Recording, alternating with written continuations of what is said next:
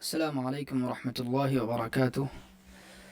تو آج ہمارے مطالعے کا 27واں دن ہے الحمدللہ، اور تو ہم شروع کرتے ہیں پہلی کتاب سے، رحمۃ اللہ الواسعہ شرح حجۃ اللہ البالغہ، جس کے صفحہ نمبر 649 پر ہیں۔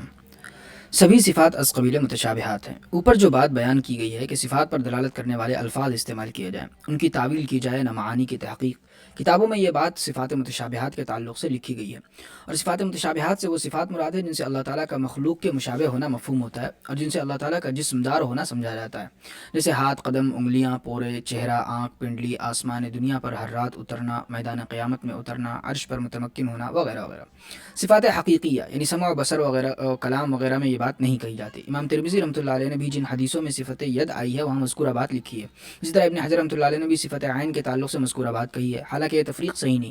تمام ہی صفات از قبیل متشابہات ہے، کیونکہ سبھی الفاظ سے اہل لسان کے نزدیک جو بات سمجھی جاتی ہے وہ اللہ تعالیٰ کے شان نشان نہیں ہے۔ اگر صفت ضحک اس لیے شان عالی کے لائق نہیں کہ اس کے لیے منہ ہونا ضروری ہے، تو یہی چیز صفت کلام بات کرنے کے لیے بھی ضروری ہے۔ اور اگر صفت بطش پکڑنا اور نزول اترنا اس لیے محال ہے کہ ان کے لیے ہاتھ اور پیر ضروری ہیں، تو سمع و بصر کے لیے بھی کان اور آنکھ ضروری ہے۔ غرض صفات باری پر دلالت کرنے والے سبھی الفاظ از قبیل متشابہات ہیں، اور سب کا ایک حکم ہے، واللہ عالم۔ اس کے بعد صفات کے بارے میں محدثین کا موقف صحیح ہے۔ علامہ محمد بن عبد الکریم شہرستانی رحمۃ اللہ علیہ کے تجزیے کے مطابق علم کلام کے 4 بنیادی مسائل ہیں جن کی وجہ سے اسلامی فرقوں میں سخت اختلافات اور گروہ بندیاں ہوئی ہیں۔ وہ مسائل یہ ہیں: نمبر 1، صفات الہیہ کا اثبات و نفی اور بصورت اثبات، صفات کی نوعیت اور کیفیت کا مسئلہ۔ نمبر 2، جبر و اختیار کا مسئلہ اور تقدیر کا اثبات و نفی۔ نمبر 3، عقائد و اعمال کا باہمی تعلق، یعنی اعمال ایمان کا جز ہیں یا نہیں۔ نمبر 4، عقل و نقل میں بالادستی کس کو حاصل ہے۔ ہمارے یہاں صفات کے مسئلے کی قدر وضاحت کرتے ہیں معتزلہ صفات باری کا انکار کرتے ہیں۔ ان کے خیال میں اگر خدا کی صفات مانی جائیں اور قدیم مانی جائیں تو تعدد قدماء لازم آئے گا جو تعدد الہ کو مستلزم ہے، اور حادث مانی جائیں تو خدا کا محل حوادث ہونا لازم آئے گا جو خدا کے حدوث کو مستلزم ہے۔ اس لیے معتزلہ نے یہ رائے قائم کی کہ خدا کے لیے علیحدہ صفات نہیں ہے، بلکہ اللہ کی ذات ہی سے وہ تمام نتائج حاصل ہوتے ہیں جو ہم کو صفات سے حاصل ہوتے ہیں۔ خلق قرآن کا مسئلہ اسی عقیدے کا شاخسانہ تھا۔ معتزلہ دیگر صفات کی طرح صفت کلام کے بھی منکر تھے، اس لیے وہ قرآن کریم کو کلام الہی اور قدیم نہیں مانتے تھے۔ ان کے نزدیک قرآن مخلوق اور حادث ہے۔ پھر معتزلہ میں سے بڑھتے بڑھتے معطلہ نکل آئے جو واجب تعالیٰ کو ذات بحت یعنی وجود محض مانتے ہیں۔ اہل حق محدثین اشاعرہ اور ماتریدیہ کے نزدیک معتزلہ کا یہ موقف درپردہ خدا کی صفات کا انکار ہے، جبکہ قرآن و حدیث صفات کے اثبات سے بھرے پڑے ہیں۔ اس لیے اہل حق نے یہ رائے اختیار کی کہ اللہ تعالیٰ کے لیے صفات ثابت ہیں اور وہ صرف من وجہ جدا گانہ ہیں، یعنی حقیقت و مفہوم کے لحاظ سے واجب تعالیٰ سے علیحدہ ہیں اور وجود کے اعتبار سے متحد ہیں۔ اس لیے صفات نہ عین ہے نہ غیر، بلکہ بین بین ہیں، بس تعدد قدمہ کا محظور لازم نہیں آئے گا۔ پھر بعد میں صفات کے بارے میں اہل حق کے دو موقف ہو گئے۔ پہلا موقف تنزیہ مع التفویض، یعنی مخلوق کی مشابہت سے اللہ کی پاکی بیان کی جائے اور صفات کی کیفیت علم الہی کے حوالے کر دی جائے۔ مثلا یہ کہا جائے کہ اللہ تعالیٰ کا سننا، دیکھنا، جاننا، عرش پر مستوی ہونا وغیرہ مخلوقات کو سننے، دیکھنے، جاننے اور تخت شاہی پر براجمان ہونے کی طرح نہیں ہے۔ پھر یہ صفات کیسی ہیں؟ اس کا جواب یہ ہے کہ اللہ تعالیٰ ہی اپنی ان صفات کی حقیقت بہتر جانتے ہیں، ہم نہیں جانتے۔ یہ مسلک برحق اسلم اور احوت ہے۔ محدثین کرام اور تمام اسلاف اسی کے قائل تھے اور اسی کا نام سلفیت ہے۔ سلفیت عدم تقلید کا نام نہیں ہے، اور یہ تفویض بمعنی ثبوت مبدا ہے، یعنی وجود غایت نہیں ہے، کیونکہ ان صفات کے جو معانی، غایات، مقاصد اور نتائج ہیں ان کو ماننا ضروری ہے، ورنہ قرآن کریم میں جو 7 جگہ استواء علی العرش کی صفت آئی ہے وہ بے معنی ہو کر رہ جائے گی۔ علاوہ ازیں جو اسلاف نے کہا ہے کہ الاستواء معلوم، اس کا بھی یہی مطلب ہے، صرف لغوی معنی جاننا مراد نہیں۔ پھر رفتہ رفتہ ایسا ہوا کہ بعض لوگوں نے صفات کی غایات و نتائج سے ذہن ہٹا لیا اور صفات بمعنی ثبوت مبدا پر ان کا ذہن مرکوز ہو کر رہ گیا، تو تفویض والی بات صرف زبان کی حد تک رہ گئی اور وہ لوگ تجسیم و تشبیہ کی دلدل میں پھنس گئے۔ اس طرح محدثین میں سے بڑھتے بڑھتے مجسمہ اور مشبہہ نکل آئے اور لوگوں کو محدثین کرام پر فقری کسنے کا اور بپتی اڑانے کا موقع مل گیا کہ یہ لوگ اللہ تعالیٰ کے لیے جسم مانتے ہیں اور اللہ کو مخلوق کے مشابہ مانتے ہیں۔ وہ اپنی بدعقیدگی چھپانے کے لیے بلا کیف کا پردہ رکھتے ہیں، بلکہ انہوں نے محدثین کا نام بالکیفیہ رکھ دیا، یعنی وہ لوگ جو بلا کیف کی آڑ میں سب کچھ کہہ گزرتے ہیں۔ دوسرا موقف تفویض مع التأویل، یعنی مخلوق کی مشابہت سے اللہ تعالیٰ کی پاکی بیان کرنا اور صفات کا درجہ احتمال میں اللہ کے شایان نشان مطلب بیان کرنا۔ یہ متکلمین اشاعرہ و ماتریدیہ کا مسلک ہے۔ ان حضرات نے یہ رائے اس لیے اختیار کی ہے کہ بیمار ذہنوں کو گمراہی سے بچایا جا سکے، کیونکہ صفات کی اگر مناسب تعویل نہیں کی جائے گی تو کمزور ایمان والے تجسیم و تشبیہ کے قائل ہو کر رہ جائیں گے۔ جیسے استوا کی تعویل استیلا سے نہیں کی جائے گی تو جاہل لوگ اللہ تعالیٰ کو عرش پر براجمان سمجھنے لگیں گے، اور محدثین کے حلقے میں ایسا ہوا بھی۔ اس لیے عوام کی عقائد کی حفاظت کے لیے اور فلسفہ یونان سے مسموم ذہن کے علاج کے لیے یہ موقف اختیار کیا گیا۔ اچھا یہاں پہ یہ دیکھ لیجیے کہ صرفیت علم کلام کا ایک مسلک ہے، فقہ اور تقلید و عدم تقلید سے اس کا کوئی تعلق نہیں۔ اس زمانے میں لوگوں نے اس لفظ کو غلط معنی پہنا ہے۔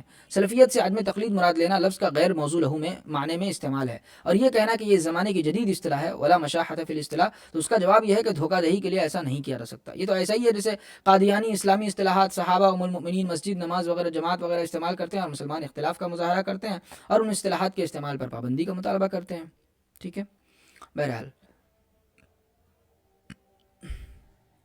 ٹھیک ہے۔ پھر رفتہ رفتہ اس حلقے میں بھی بعض لوگ تعویل کی دور دراز راہوں پر پڑ گئے اور تعویلات کرتے کرتے اتنے دور نکل گئے کہ انہوں نے ثبوت مبدا کا بھی کچھ خیال نہ کیا۔ محدثین ایسے لوگوں پر سخت نقد کیا اور ان کو منکر صفات اور کافر و مشرک قرار دیا، بلکہ ان کے زمانے کے جہلا تو مطلقاً اشاعرہ و ماتریدیہ کو کافر و مشرک قرار دیتے ہیں۔ فیال العجب ولضیعۃ الادب۔ حضرت شاہ صاحب نے اس باب کے آخر میں انہی تعویلات بعیدہ کے مقابلے میں صفات باری کو صحیح اور مناسب تعویلیں بیان کی ہیں۔ اس ضروری تفصیل کے بعد اب ہم شاہ صاحب کی بات شروع کرتے ہیں۔ متأولین یعنی صفات کی تعویلات بعیدہ اور باطلہ کرنے والے جماعت محدثین کو بدنام کرتے ہیں۔ وہ ان کو اللہ کے لیے جسم ماننے والا اور اللہ کو مخلوق جیسا قرار دینے والا کہتے ہیں، اور ان کو بالکیفیہ یعنی بلا کیف کے پردے میں چھپ کر بات کرنے والا کہتے ہیں۔ شاہ صاحب فرماتے ہیں کہ مجھ پر یہ بات واضح ہو گئی کہ ان لوگوں کی یہ زبان درازی بلا وجہ ہے، ان کی باتیں عقلاً بھی غلط ہے اور نقلاً بھی، اور وہ ائمہ دین پر جو اعتراضات کرتے ہیں اس میں وہ خطا کار ہیں، کیونکہ صفات کے مسئلے میں غور طلب دو باتیں ہیں۔ پہلی بات یہ ہے کہ اللہ تبارک و تعالیٰ اپنی صفات کے ساتھ کس طرح متصف ہے، اور اللہ کی صفات عین ذات ہیں یا ذات سے علیحدہ چیز ہیں، اور سمع و بصر اور کلام وغیرہ صفات کی حقیقت کیا ہے۔ یہ سوال اس لیے پیدا ہوتا ہے کہ ان الفاظ سے سرسری طور پر جو کچھ سمجھ میں آتا ہے وہ اللہ تعالیٰ کی شان نشان نہیں ہے۔ اس سلسلے میں برحق بات یہ ہے کہ نبی کریم صلی اللہ علیہ وسلم نے اس بارے میں کچھ گفتگو نہیں فرمائی، بلکہ آپ نے اپنی امت کو اس سلسلے میں گفتگو کرنے سے اور بحث کرنے سے روکا ہے۔ پھر کسی کے لیے اس سلسلے میں آگے بڑھنا اور بحث کا دروازہ کھولنا کیسے روا ہو سکتا ہے؟ دوسری بات یہ ہے کہ اللہ تعالیٰ کو کن صفات کے ساتھ متصف کرنا جائز ہے اور کن صفات کے ساتھ متصف کرنا جائز نہیں۔ اس سلسلے میں برحق بات یہ ہے کہ اللہ کی صفات اور اللہ کے نام توفیقی ہیں، اس لیے یہ سوال ہی فضول ہے، اور توفیقی ہونے کا مطلب یہ ہے کہ اگرچہ ہم ان قواعد و ضوابط کو جانتے ہیں جو صفات کے باب میں ملحوظ رکھے گئے ہیں اور شروع باب میں ان کی وضاحت بھی کر دی گئی ہے، مگر ہم اپنی طرف سے اسماء و صفات بیان کرنے کے مجاز نہیں ہے۔ قرآن و حدیث میں جو اسماء و صفات آئی ہیں انہی پر اکتفا کرنا ضروری ہے۔ لوگ اپنی طرف سے کوئی بھی صفت بیان نہیں کر سکتے، اور صفات تین حکمتوں کی وجہ سے توفیقی ہے۔ پہلی حکمت، اگر لوگوں کو صفات میں غور و خوض کرنے کی اجازت دے دی جائے کہ وہ سوچ کر اللہ کے لیے جو صفات مناسب خیال کریں ثابت کر سکتے ہیں، تو عقل نارسا کی وجہ سے بہت سے لوگ خود بھی ڈوبیں گے اور دوسروں کو بھی لے ڈوبیں گے۔ دوسری حکمت، بعض صفات ایسی ہیں جن کے ساتھ فی نفسی اللہ تعالیٰ کو متصف کرنا جائز ہے، مگر کفار میں سے کچھ لوگوں نے ان الفاظ کو غلط معنی پہنا دیے ہیں۔ مثلا اللہ تعالیٰ کو اصل وجود ہونے کی وجہ سے باپ کہنا فی نفسی درست ہے، اور پچھلی آسمانی کتابوں میں صفت آئی بھی ہے، مگر گمراہ لوگوں نے اس لفظ کو رشتے کا باپ کے معنی میں استعمال کرنا شروع کر دیا، اور یہ بات عام ہو گئی، اور اسی غلطی کی وجہ سے انہوں نے اللہ کے لیے اولاد تجویز کر دی۔ تو آخری شریعت میں ایسی صفات کے استعمال سے روک دیا گیا تاکہ مذکورہ خرابی لازم نہ آئے۔ تیسری حکمت، بہت سی صفات ایسی ہیں جن کا ظاہری معنی میں استعمال خلاف مراد کا وہم پیدا کرتا ہے، اس لیے ان سے بچنا ضروری ہے۔ جیسے چھونا اور چکھنا ظاہری معنی کے اعتبار سے الواس بہیمیت سے آلودہ ہونے کی طرف ذہن کو لے جاتا ہے، حالانکہ ملموسات اور مذوقات کے علم کے معنی لیے جائیں تو ان کا استعمال درست ہے، جیسے سمع و بصر کا استعمال درست ہے۔ اسی طرح رونا اور ڈرنا اور ان کے معنی صفات کا حال ہے کہ ظاہری معنی کے اعتبار سے ان کا استعمال عیب اور کمزوری کی نشاندہی کرتا ہے، اس لیے ان کا استعمال جائز نہیں۔ جبکہ ضحک، فرح، بشاشت، غضب اور خوشنودی کا استعمال درست ہے، جبکہ عوارض طاری ہونے کے اعتبار سے بات یکساں ہے۔ غرض مذکورہ بالا حکمتوں کی وجہ سے شریعت نے صفات کو توفیقی گردانا ہے اور اس باب میں عقل کے گھوڑے دوڑانے کی اجازت نہیں دی، اور جب صفات توفیقی ہیں تو اس باب میں کنجکاوی کی حاجت کیا ہے؟ ٹھیک ہے، علاوہ ازیں محدثین کے نقطۂ نظر کے پیچھے ایسے مضبوط عقلی و نقلی دلائل ہیں کہ باطل نہ سامنے سے آ سکتا ہے نہ پیچھے سے، پھر ان کو بدنام کرنے اور اعتراضات کی بوچھاڑ کرنے کے کیا معنی؟ رہی متأولین کے اقوال و مذہب کی تردید تو اس کے لیے یہ جگہ مناسب نہیں ہے۔ بہرحال صفات الہیہ کے معنی کا تفصیلی بیان۔ معتزلہ کا حال صفات الہیہ کے تعلق سے شتر مرغ کی طرح ہے، ایک طرف تو وہ صفات کا انکار کرتے ہیں، دوسری طرف وہ ان کی دور ازکار تعویلات بھی کرتے ہیں۔ وہ بدنامی کے ڈر سے کھل کر انکار نہیں کرتے بلکہ تعویلات کا سہارا لیتے ہیں۔ مثلا معتزلہ اللہ کی صفت کلام کا یہ مطلب بیان کرتے ہیں کہ اللہ تعالیٰ مخلوقات میں کلام پیدا کرتے ہیں، یعنی اصوات و حروف پیدا کرتے ہیں، اسی وجہ سے وہ قرآن کو مخلوق مانتے ہیں۔ قاضی عز الدین ایجی رحمۃ اللہ علیہ مواقف میں لکھتے ہیں، قالت المعتزلہ کلامہ تعالی اصوات و حروف یخلق اللہ فی غیرہ کاللوح المحفوظ او جبریل او النبی وهو حادث، حالانکہ ان کی یہ تعویل قطعا نصوص کے خلاف ہے۔ اسی طرح بعض متکلمین بھی صفات کے ایسے معنی بیان کرتے ہیں جو بے جوڑ ہیں، اس لیے شاہ صاحب 7 صفات حقیقیہ یعنی صفات ذاتیہ، حیات، علم، سمع، بصر، ارادہ، قدرت اور کلام کے معنی بیان فرماتے ہیں، اور 3 صفات فعلیہ کی تعویل کرتے ہیں، یعنی درجہ احتمال میں ان کا مطلب بیان کرتے ہیں۔ وہ 3 صفات ہیں خوشنودی اور شکر گزاری اور ان کے ازداد، ناراضگی اور پھٹکار بھیجنا، اور دعا قبول کرنا، باری تعالیٰ کی رویت، دکھنا، نظر آنا۔ اور تمہید یہ قائم کی ہے کہ جب معتزلہ اور اشاعرہ مشاعرہ نے صفات کی دور ازکار تعویلات کی ہیں تو ہمارے لیے بھی جائز ہے کہ ہم درجہ احتمال میں صفات کا مطلب بیان کریں. ہم جو معانی بیان کر رہے ہیں وہ صفات کو سمجھانے میں معتزلہ وغیرہ کی تعویلات کے مقابلے میں قریب تر اور حقیقت سے زیادہ ہم آہنگ ہے. ان کے بیان کردہ معانی کو نہ شرعاً قبول کرنا ضروری ہے، نہ دلیل عقلی اس پر مجبور کرتی ہے، نہ ان کو کوئی ترجیح حاصل ہے، نہ ان میں کوئی سرخاب کا پر لگا ہے. البتہ ہم جو معانی بیان کر رہے ہیں وہ بھی تعویلات ہیں، یعنی درجہ احتمال میں معانی و مطالب بیان کر رہے ہیں. یہ دعویٰ نہیں کہ اللہ کی مراد یہی معانی ہے، نہ یہ دعویٰ کہ ہمارے بیان کردہ معانی کا اعتقاد رکھنے پر اجماع امت ہے. توبہ توبہ. بہرحال نمبر 1 صفت حیات کا بیان. ہمارے سامنے 3 قسم کی چیزیں ہیں، زندہ، مردہ اور بے جان چیزیں. اب غور کریں کہ اللہ تعالیٰ سے قریب ترین مشابہت کس کو حاصل ہے. ظاہر ہے کہ زندہ ہی اللہ سے مشابہت رکھتا ہے، میت و جماعت کو تو کوئی جوڑ ہے ہی نہیں. زندہ جانتا بھی ہے اور کسی درجے میں دوسری چیزوں پر اثر انداز بھی ہوتا ہے، اور اللہ تعالیٰ بھی عالم و خبیر ہے، وہ کائنات کے ذرے ذرے سے باخبر ہیں اور ساری خلقت پر اثر انداز بھی ہیں. مخلوقات انہی نے پیدا کی اور وہی مالک و متصرف بھی ہیں، اس لیے اللہ تعالیٰ کے لیے صفت حیات ثابت کرنا ضروری ہے. وہ حی ہیں اور یہ ان کی صفت حقیقیہ ہے. صفت حیات کا بس اتنا ہی مطلب ہم جانتے ہیں، آگے کی کیفیت جاننے سے ہم عاجز ہیں، کیونکہ زندہ تو ہمارے سامنے ہے، اس لیے ہم اس کی زندگی کی کیفیت کسی درجے میں مانتے ہیں، اور اللہ تعالیٰ ہمارے لیے غیب ہیں اور ان کی شان لیس کمثلہ شیء، اس لیے ہم ان کی حیات کی کیفیت کا کوئی اندازہ نہیں کر سکتے. نمبر 2 صفت علم کا بیان. ہمارے لیے چیزوں کے ظاہر ہونے کا نام علم ہے، اور کائنات کا ذرہ ذرہ اللہ تعالیٰ پر منکشف ہے. سب چیزیں ان کے سامنے ظاہر اور کھلی ہوئی ہیں. ازل میں جب کہ کوئی چیز موجود نہیں تھی، اللہ تعالیٰ کو سب چیزوں کا ذاتی علم حاصل تھا. ذاتی علم وہ ہے جس کا منشا خود ذات ہو. پھر بعد میں جب چیزیں تفصیل سے موجود ہونے لگیں تو اللہ تعالیٰ کو ان کا علم انہی معلومات سے حاصل ہے، اس لیے اللہ تعالیٰ کے لیے صفت علم ثابت کرنا ضروری ہے. وہ علیم ہے اور یہ بھی ان کی ذاتی صفت ہے. صفات سمع و بصر کا بیان. مبصرات اور مسموعات کے ظہور تام کا نام دیکھنا اور سننا ہے، یعنی جو چیزیں قابل رؤیت اور قابل سماعت ہیں وہ خوب ظاہر ہو جائیں تو اسی کا نام ان کو دیکھنا اور سننا ہے. یہ بات اللہ تعالیٰ کو اعلیٰ وجہ الاتم حاصل ہے، سب چیزیں ان کے سامنے ظاہر اور کھلی ہوئی ہیں، اس لیے اللہ تعالیٰ کے لیے صفات سمع و بصر ثابت کرنا ضروری ہے. وہ سمیع اور بصیر ہیں، یہ بھی ان کی ذاتی صفات ہیں.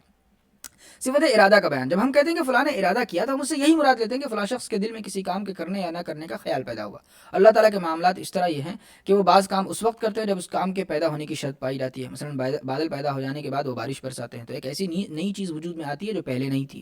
بعض کام وہ اس وقت کرتے ہیں جب عالم میں استعداد پیدا ہوتی ہے. مثلا بارش ہونے کے بعد جب زمین میں رویدگی کی استعداد پیدا ہوتی ہے تو وہ سبزہ اگاتے ہیں اور ایک نئی چیز وجود میں آتی ہے. نمبر 3 عالم بالا کے بعض مقامات میں، مثلا خطیر القدس میں یا ملأ اعلیٰ میں بحکم الہی کسی کام کے کرنے یا نہ کرنے کا فیصلہ اور اس پر اتفاق ہوتا ہے تو اس کے مطابق کائنات میں ایسے نئی چیزیں وجود میں آتی ہیں جو پہلے نہیں تھی. انہی سب صورتوں کا نام ارادہ ہے. اس لیے ضروری ہوا کہ اللہ تعالیٰ کے لیے صفت ارادہ ثابت کی جائے. بس وہ مؤید مرید یعنی ارادہ کرنے والے ہیں اور یہ بھی ان کی ذاتی صفت ہے. سوال: صفت ارادہ کے اوپر جو تشریح کی گئی اس سے تو اس صفت کا حادث ہونا سمجھ میں آتا ہے، کیونکہ جب کسی نئی چیز کے وجود میں آنے کا وقت آتا ہے تو اس وقت اس کے ساتھ صفت ارادہ متعلق ہوتی ہے، تو یہ صفت حادث ہوئی، ازلی نہ ہوئی. جواب: دیکھیے، صفت ارادہ حادث نہیں ہے، وہ تو قدیم اور ازلی ہے، البتہ اشیاء کے ساتھ اس کا تعلق حادث ہے، اور تعلق کے حادث ہونے سے خود صفت کا حادث ہونا لازم نہیں آتا. یہی حال صفات خلق، احیاء، اماتت، ترزیق وغیرہ کا ہے. یہ تمام صفات جمیع عالم کے ساتھ یکبارگی متعلق ہوئی ہیں. اس طرح صفت ارادہ یعنی اللہ کا چاہنا بھی تمام عالم کے ساتھ یکدم متعلق ہوا ہے. پھر چیزیں شیئن فشیئن اس وقت وجود میں آتی ہے جب ان کے ساتھ تفصیلی طور پر یعنی علیحدہ علیحدہ اللہ کا چاہنا متعلق ہوتا ہے. اسی طرح صفت خلق، علم وغیرہ کا حال ہے. بس یہ کہنا درست ہے کہ اللہ نے یہ پیدا کیا، وہ پیدا کیا، یہ جانا، وہ جانا، اس کام کا ارادہ کیا، اس کام کا ارادہ کیا، ایسا کہنے سے ان صفات کو حادث سمجھنا یہ غلط فہمی ہے.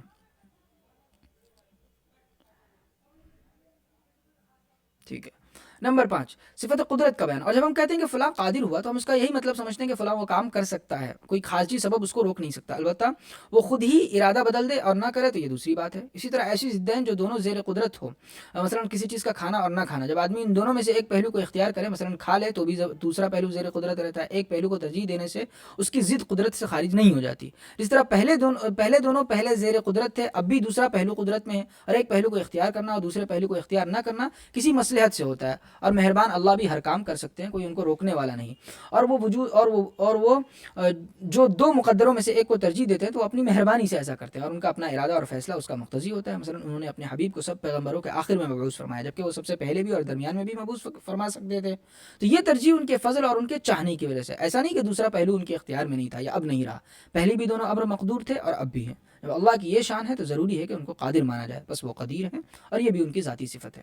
صفت کلام کا بیان. جب ہم کہتے ہیں کہ فلاں نے فلاں سے بات کی تو ہم اس سے یہ مراد لیتے ہیں کہ اس نے اپنے دل کی مراد الفاظ کے ذریعے دوسرے کو بتائی. اور مہربان اللہ بھی کبھی اپنے بندوں پر علوم کا فیضان کرتے ہیں، اور صرف معانی کا فیضان نہیں کرتے بلکہ معانی کے ساتھ الفاظ کا بھی فیضان کرتے ہیں جو بندے کی قوت خیالیہ میں بیٹھ جاتے ہیں، اور وہ علوم و معانی پر دلالت کرتے ہیں. اور اللہ تعالیٰ معانی کے ساتھ الفاظ کا فیضان اس لیے کرتے ہیں کہ تعلیم زیادہ سے زیادہ واضح طور پر ہو.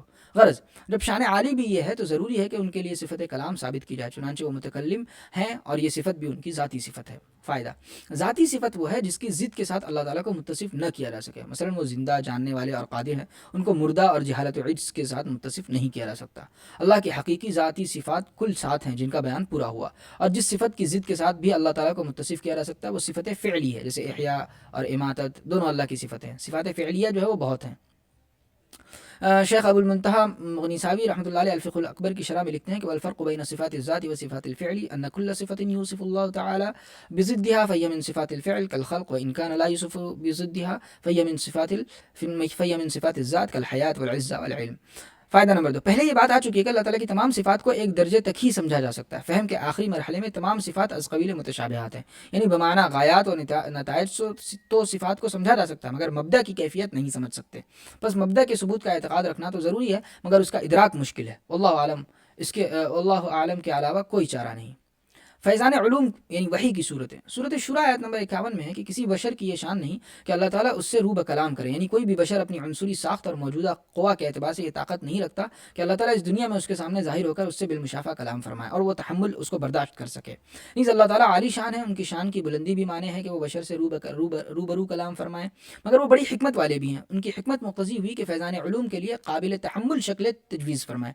चुनांचे अल्लाह ताला ने बंदों पर 4 तरह से उलूम का फैज़ान फरमाते हैं। अल्लाह ताला बंदों पर 4 तरह से उलूम का फैज़ान फरमाते हैं। नंबर 1, पहली सूरत इशारे से उलूम का फैज़ान करना, यानी अल्लाह ताला कोई मज़मून दिल में डाल देते हैं और उसकी 2 सूरतें होती हैं। कभी नींद में बसूरत ख्वाब इल्क़ा फरमाते हैं, नबी का ख्वाब भी वही होता है, उसमें शैतानी तसर्रुफ़ नहीं हो सकता। इस सूरत में अल्फ़ाज़ उमूमन अल्लाह ताला की तरफ से नहीं होते, सिर्फ एक मज़मून ख्वाब की शक्ल में अल्लाह ताला दिल में डाल देते हैं, जिसको पैगम्बर अपने अल्फ़ाज़ में ताबीर करते हैं। हज़रत आयशा रज़ियल्लाहु तआला की मुत्तफ़क़ अलैह रिवायत में है कि अव्वलु मा बुदिअ बिही रसूलुल्लाह सल्लल्लाहु अलैहि वसल्लम मिनल वही अर्रुया अस्सालिहा फ़िन्नौम। ठीक है, रसूलुल्लाह सल्लल्लाहु अलैहि वसल्लम पर वही का आगाज़ नींद में सच्चे ख्वाबों के ज़रिए हुआ। और कभी बेदारी में जब बंदा गैब की तरफ मुतवज्जह होता है तो अल्लाह ताला कोई वाज़ेह इल्म जो गौर व फ़िक्र का नतीजा नहीं होता उसके दिल में पैदा कर देते हैं। जैसे कि बहुत सी हदीस में आया है कि रसूलुल्लाह सल्लल्लाहु अलैहि वसल्लम ने फरमाया उल्क़िया फ़ी रौई, मेरे दिल में ये बात डाली गई। कुरान करीम में फैज़ान उलूम की इन दोनों सूरतों को लफ्ज़ वही से ताबीर किया गया। वही के लुग़वी माना है इशारा खुफिया, इशारा खुफिया, जो मज़कूरा दोनों सूरतों को शामिल है। और उर्फ़ में वही का लफ्ज़ आम है। फैज़ान उलूम की तमाम सूरतों को वही कहा जाता है, मगर सूरत शुरा की आयत में लुग़वी माना मुराद है। अच्छा, दूसरी सूरत, और अल्लाह ताला बिला वास्ता पर्दे के पीछे से बंदे को कोई मुनज़्ज़म मुरत्तब कलाम सुनाते हैं। बंदा खूब समझता है कि वो खारिज से सुन रहा है, मगर बंदे को कोई बोलने वाला नज़र नहीं आता। यानी नबी की क़ुव्वत सामिआ इस्तिमाए कलाम से लज्जत अंदोज़ होती है, मगर आंखें दौलत दीदार से मुतमत्ते नहीं होती। कोह तूर पर अल्लाह ताला ने हज़रत मूसा अलैहिस्सलाम पर इसी तरीके से वही फरमाई थी, और शब मेराज में सय्यदुल अंबिया को कलाम की इसी सूरत से नवाजा गया था। तीसरी सूरत, फरिश्ता मुतजस्सिद होकर नबी के सामने आता है और खुदा का कलाम बयान पहुंचाता है। इस तरह एक आदमी दूसरे से खिताब करता है। वही का आम तरीका यही रहा है। कुरान करीम वही का आम तरीका यही रहा है। कुरान करीम पूरा इसी तरीके से बवास्ता जिब्रील नाजिल हुआ है। हुज़ूर सल्लल्लाहु अलैहि वसल्लम को हज़रत जिब्रील 1-2 मरतबा तो अपनी असली शक्ल में नजर आए, मगर अक्सर वो आदमी की शक्ल में तशरीफ़ लाते थे।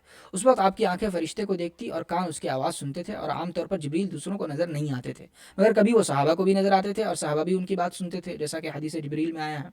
चौथी सूरत, जब बंदा आलम मलकूत की तरफ पूरी तरह मुतवज्जह हो जाता है और उसके हवास मगलूब हो जाते हैं, यानी काम करना छोड़ देते हैं, तो नबी को एक घंटे की सी आवाज़ सुनाई देती है और उस जरिए से वही की जाती है। मुत्तफ़क़ अलैह हदीस में है कि हज़रत हारिस बिन हिशाम रज़ियल्लाहु तआला अन्हु ने रसूलुल्लाह सल्लल्लाहु अलैहि वसल्लम से दरियाफ्त किया कि आप पर वही किस तरह आती है। आपने फरमाया, मेरे पास वही कभी घंटे की आवाज़ की तरह आती है और वही की ये सूरत मुझ पर बहुत भारी होती है, फिर वो मुझसे मौक़ूफ़ होती है इस हाल में कि मैं उसको याद कर चुका होता हूँ। उलमा ने बयान किया कि वही करने वाले फरिश्ते और वही लेने वाले नबी में मुनासबत शर्त है, और ये मुनासबत 2 तरह पर पैदा की जाती है। कभी फरिश्ते की मलकियत और रूहानियत नबी पर गालिब आ जाती है और नबी बशरियत से गायब हो जाता है, तो मज़कूरा सूरत पेश आती है। और कभी नबी की बशरियत फरिश्ते पर गालिब आ जाती है, तो फरिश्ता बसूरत बशर नमूदार होता है और दूसरी सूरत पेश आती है, मज़ाहिर हक़। शाह साहब ने इस चौथी सूरत की नज़ीर पेश की है कि जिस तरह गशी तारी होने पर भी कभी सुर्ख व सियाह रंग नज़र आते हैं, इसी तरह इस चौथी सूरत को समझना चाहिए। ये महज एक नज़ीर है, मिसाल नहीं जो मुमस्सल लहू का फ़र्द होती है। ठीक है, आगे भाई।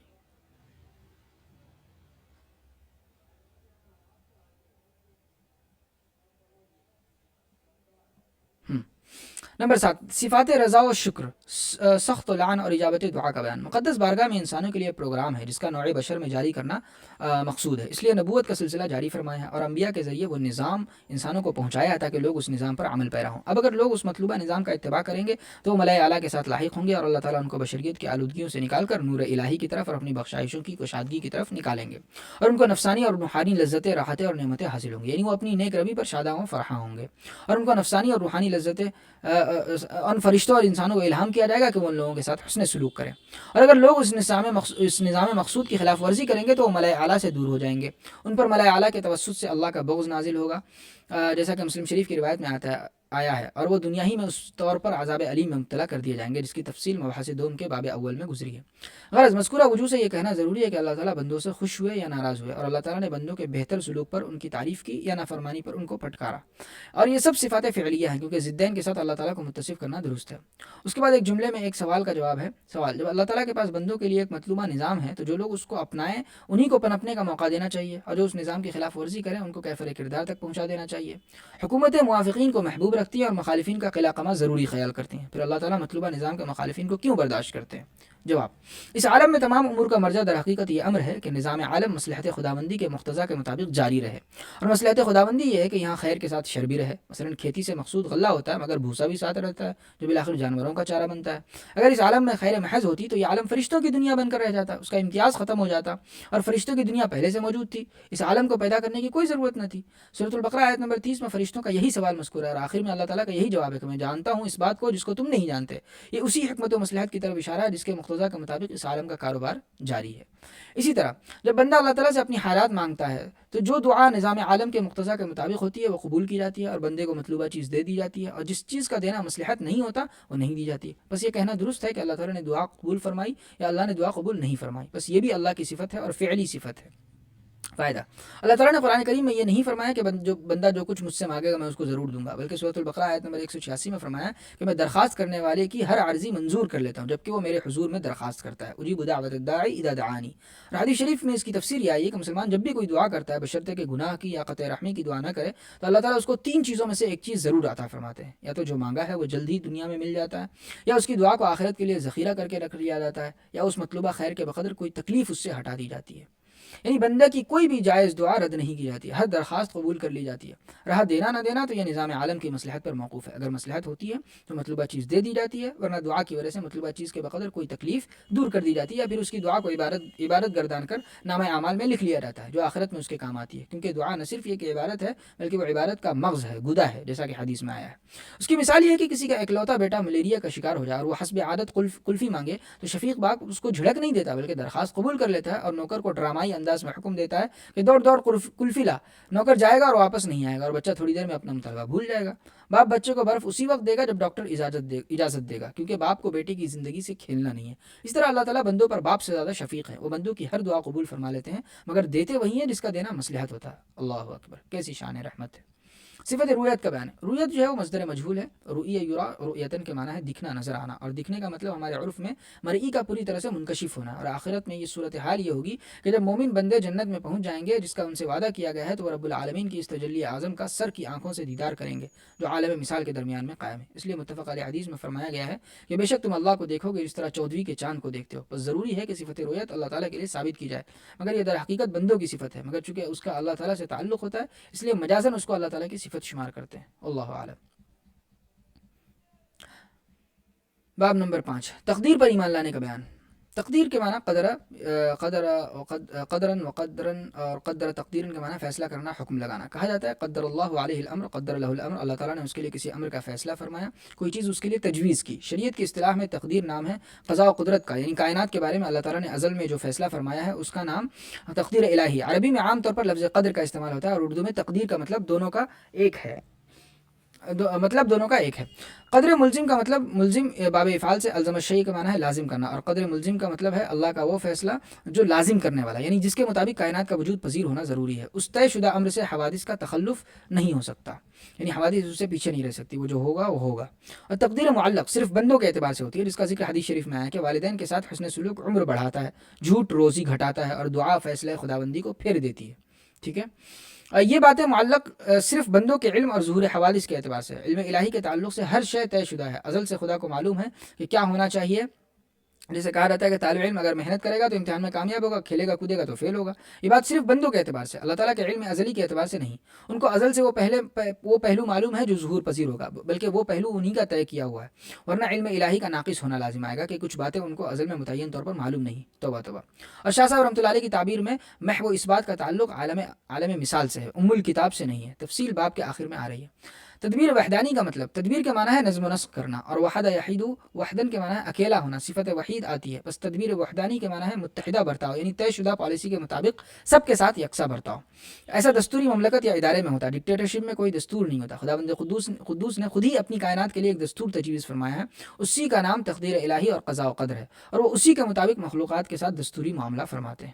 بھلی بری تقدیر کا مطلب، حدیث جبریل میں ایمانیات میں تؤمن بالقدر خیرہ و شرہ آیا، یعنی مومن ہونے کے لیے تقدیر پر ایمان لانا بھی ضروری ہے، اس کے بھلے پر اور اس کے برے پر۔ اور ابن ماجہ کے مقدمے بالاقدار کلیہ خیرہ و شرہ حلوہ و مرہ، یعنی اللہ تعالیٰ کی تمام طے کردہ باتوں پر، خواہ وہ بھلی ہوں یا بری، میٹھی ہوں یا کڑوی، ایمان لانا ضروری ہے۔ ان حدیثوں میں ضمیروں کا مرجع قدر اور اقدار ہے، اور تقدیر الہی کا بھلا برا اور میٹھا کڑوا ہونا انسانوں کے اعتبار سے۔ ان خواب و طے کردہ باتیں انسانوں کے لیے مفید ہو یا مضر، میٹھی ہو یا کڑوی، یعنی اچھی لگیں یا بری، سب پر ایمان لانا ضروری ہے۔ جیسے گھی کے بارے میں تجویز الہی یہ ہے کہ وہ صحت بخش ہے، اور زہر کے بارے میں یہ ہے کہ وہ مہلک ہے۔ ایمان اور اعمال صالحہ کے بارے میں طے کیا گیا ہے کہ وہ جنت نشی کرنے والے اعمال ہیں، اور کفر و معاصی جہنم رسید کرنے والے ہیں، یعنی اول انسان کے لیے مفید اور ثانی مضر اعمال ہیں۔ اسی طرح بچے کا زندہ رہنا انسان کو پسند ہے اور مر جانا ناپسند ہے۔ بہرحال یہ سب باتیں اللہ کی طرف سے طے شدہ ہیں، اور ان پر ایمان لانا اور عمل پیرا ہونا ضروری ہے۔ کائناتی چیزوں کی حد تک ہر شخص تقدیر الہی کا قائل بھی ہے اور اس کا پابند بھی ہے۔ لوگ بڑی قیمت ادا کر کے گھی خریدتے ہیں اور استعمال کرتے ہیں، اور زہر کے پاس بھی کوئی نہیں پھٹکتا، نہ کسی کو اس معاملے میں تقدیر الہی پر اعتراض ہے۔ مگر جب ایمان و اعمال صالحہ اور کفر و اعمال طالحہ کا معاملہ آتا ہے تو انسان طرح طرح کی باتیں نکالتا ہے، اور اس کا بچہ فوت ہو جاتا ہے تو جزا و فضا کی حد کر دیتا ہے۔ بات در حقیقت یہ ہے کہ بدکار آدمی کفر و معاصی کے ساتھ جنت نشی بننا چاہتا ہے، مگر کانٹے بو کر پھل کیسے حاصل کیا جا سکتا ہے؟ اور جو چاہتا ہے کہ اس کا لاڈلا نہ مرے، وہ در حقیقت اپنی مرضی مولا کی مرضی پر غالب کرنا چاہتا ہے۔ ایسا کبھی ہوا ہے؟ تقدیر کی ضرورت، اللہ تعالیٰ مختار کل ہے، وہ جو چاہیں کائنات میں تصرف کر سکتے ہیں، اور اپنے چاہنے میں کسی کے پابند نہیں ہے، وہ اپنی مشیت میں ہر طرح آزاد ہے، مگر یہ ان کا مخلوقات پر فضل و کرم ہے، اور انسان کے لیے جس کو خلافت عرضی سونپی گئی ہے، ضروری بھی ہے کہ انہوں نے اپنی مشیت کو آزاد اور بے قید نہیں رکھا، بلکہ ہر چیز کو تقدیر الہی سے وابستہ کر دیا، کوئی امر منتظر نہیں رکھا، ہر بات طے شدہ ہے۔ اگر اللہ تعالیٰ ایسا نہ کرتے تو انسان بڑی الجھنوں میں پڑ جاتا، اس کو سمجھ میں ہی نہیں آتا کہ وہ کیا کھائے اور کیا نہ کھائے، کیونکہ نتیجہ ہی معلوم نہیں، اس کو نہیں معلوم کہ اللہ تعالیٰ کس چیز کے کیا آثار ظاہر فرمائیں گے، کیونکہ آثار و نتائج طے شدہ نہیں۔ اسی طرح وہ اندھیرے میں ہوتا کہ وہ کون سی زندگی اپنائے جس سے مولا خوش ہو، اور کیسی زندگی اپنانے سے احتراز کرے تاکہ مولا ناخوش نہ ہو۔ وہ ہمیشہ شش و پنج میں مبتلا رہتا ہے، کوئی فیصلہ نہ کر پاتا کیونکہ کوئی بات طے شدہ نہیں ہے۔ اور اب جب کہ سب باتیں طے پا گئی ہیں، انسان ہر چیز کے متعلق آسانی سے فیصلہ کر سکتا ہے، عقل کی روشنی یا معمولی رہنمائی بھی اس کے لیے کافی ہے۔ اسی بنا پر اللہ تعالیٰ نے قرآن مجید میں ہر چیز کے بارے میں عقل سے کام لینے اور اس میں غور و فکر کی دعوت دی ہے۔ ورنہ ظاہر ہے کہ اگر زندگی اور کائنات کے لیے کوئی قانون یا نظام ہی نہ ہوتا اور سب کچھ بے قید مشیت ازدی کی کرشمہ سازیوں کا نتیجہ ہوتا تو پھر ان میں غور و فکر کی ضرورت ہی کیا تھی؟ اور اگر غور و فکر کرتا بھی تو اس کا حاصل کیا ہوتا؟ تقدیر کا دائرہ، دیکھیے کائنات خواہ عرضی ہو یا سماوی، اس کا کوئی ذرہ اور اس کا کوئی حال تقدیر کے دائرے سے باہر نہیں، اور تقدیر صرف اجمالی نہیں بلکہ جملہ تفصیلات کے ساتھ طے شدہ ہے، یعنی تقدیر میں صرف مسببات و معمولات ہی نہیں بلکہ ان کے اسباب و علل بھی ہیں۔ ایک صحابی نے حضور صلی اللہ علیہ وسلم سے دریافت کیا کہ آپ کیا ارشاد فرماتے ہیں اس بارے میں کہ وہ جھاڑ پھونک جس کو ہم دکھ درد میں استعمال کرتے ہیں، اور وہ دوائیں جس سے ہم اپنا علاج کرتے ہیں، اور وہ پرہیز جس کو ہم اپناتے ہیں، کیا یہ چیزیں قضاء و قدر کو لوٹا سکتی ہیں؟ آپ نے جواب فرمایا یہ سب چیزیں بھی اللہ کی تقدیر سے ہیں۔ رسول اللہ صلی اللہ علیہ وسلم کے جواب کا خلاصہ یہ ہے کہ ہم جن مقاصد کے حاصل کرنے کے لیے جو تدبیر اور کوششیں کرتے ہیں، وہ اس سلسلے میں جن اسباب کو استعمال کرتے ہیں، وہ سب بھی اللہ کے قضاء و قدر کے ماتحت ہے، یعنی اللہ ہی کی طرف سے یہ مقدر و مقرر ہے کہ فلاں شخص پر فلاں بیماری آئے گی اور فلاں قسم کی جھاڑ پھونک یا فلاں دوا کے استعمال سے وہ اچھا ہو جائے گا۔ دوسری حدیث میں رسول اللہ صلی اللہ علیہ وسلم نے فرمایا کہ ہر چیز تقدیر سے ہے، یہاں تک کہ آدمی کا ناکارہ ہونا اور ہوشیار ہونا۔ مطلب یہ ہے کہ آدمی کی صفات، قابلیت و ناقابلیت، صلاحیت، عدم صلاحیت، عقل مندی، بیوقوفی وغیرہ بھی اللہ کی تقدیر ہی سے ہیں۔ الغرض اس دنیا میں جو کوئی جیسا اور جس حالت میں ہے وہ اللہ کی قضاء و قدر کے ماتحت ہے۔ اس طرح مکلف مخلوقات کے جملہ احوال بھی قضاء و قدر کے دائرے میں ہیں، یعنی یہ طے کر دیا گیا ہے کہ جن و انس ایک جزوی اختیار رکھنے والی مخلوقات ہوں گی، اور ان میں سے فلاں فلاں اپنے کسب و اختیار سے یہ عمل کر کے جنت میں جائیں گے، اور اتنے افراد یہ عمل کر کے جہنم میں جائیں گے، اور دیگر مخلوقات کے لیے جزوی اختیار بھی نہیں ہوگا، اس لیے وہ پاداش عمل کے قانون سے مستثنی رہیں گے۔ غرض سب احوال اپنی تمام تر تفصیلات کے ساتھ تقدیر الہی میں طے شدہ ہے۔ تقدیر کا مسئلہ آسان ہے اور تقدیر کا مسئلہ آسان ہے، اس میں کچھ پیچیدگی نہیں. یہ مسئلہ نصارہ کی تثلیث کی طرح نہیں جس کا راز آج تک کوئی سمجھ نہ سکا، نہ آئندہ سمجھ سکے گا. اس کی دلیل یہ ہے کہ تقدیر پر ایمان لانا ایمانیات میں شامل ہے.